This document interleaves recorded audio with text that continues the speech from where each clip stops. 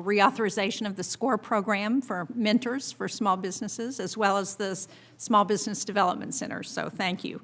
Senator Cantwell. Thank you, Madam Chair, and it's great to have you here as the chair of the committee again, and with our colleague, Senator Ernst. I hope that the two of you are very productive in getting a lot done for small businesses, and I love today's subject, obviously, coming from the state of Washington, and certainly championing the outdoor industry as it related to the Land and Water Conservation Fund and putting more permanency to that. But I think the topic, the conversation here about natural disasters in natural areas, right? That's where we recreate in natural areas, and the advent of fires and other disasters, changes just in weather. We had a community devastated by our border that was devastated by a flood. I can name several communities devastated by fire. So I do think, Ms. Turner, that when we think about the SBA and we think about how little help there is other than access to affordable financing, it makes me wonder what else we should be thinking about given the amount of devastation that we've seen. We've asked GAO for a report on how much climate impacts are costing us as a federal government. Like, what is it costing us? And are there better strategies on mitigation? We think things like cross-laminated timber, that's a mitigation strategy.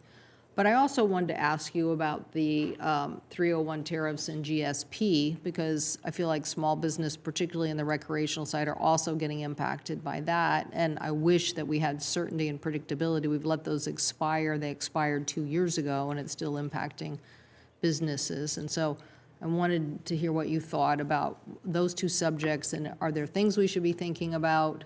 And again, I'm just thinking, what happens is the definition, this isn't this committee's jurisdiction per se, but the definition on when you have a natural disaster and who can get help and assistance, if you don't live in a concentrated area, you don't get the assistance. And yet I would say that these communities, whether it's, Lahaina or in our case, the Winthrop area or the Methow, that they are rural economies. They just happen to be either ski or tourism, or they just happen to be, small, but I guarantee you an entire valley economy depends on them.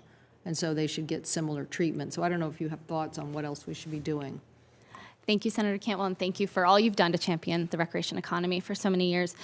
We think about the businesses that are completely destroyed by natural disasters, hurricanes, floods.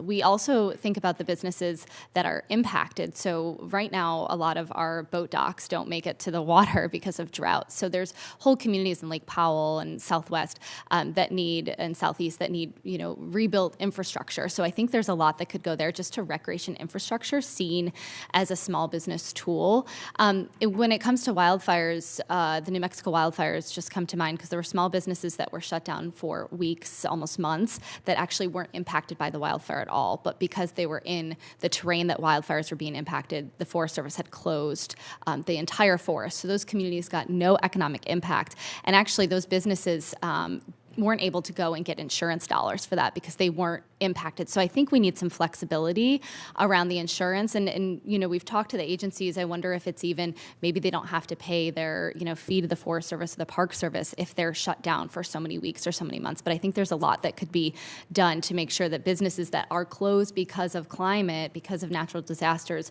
have the insurance and flexibility on the back end. And I think that goes with rebuilding infrastructure. Often recreation infrastructure is the last thing to be rebuilt after fire, even though it's the first thing that could help the community come back. So how do we rebuild infrastructure? And again, I talked about the flexibility around permitting, even seasonality. How can we expand seasons? The seasons aren't what they used to be. How can we ski for longer, maybe into the spring? How can we camp for longer, maybe into the fall? And so working on flexibility, so if there are days or weeks that businesses are closed, they can move those days or weeks into the other season. On GSP and 301 tariffs, you hit the nail on the head. It's uncertainty. It's constant uncertainty. uncertainty, and I think the expiration of GSP adds to what we don't know is going to happen with the 301 tariffs. These are small businesses that are working off American ingenuity and American workforce, and whether they make a component abroad or a bigger part of their product, they are American businesses, and I think they deserve the certainty to know what's going to happen next. Thank you. Thank you. Thank you very much.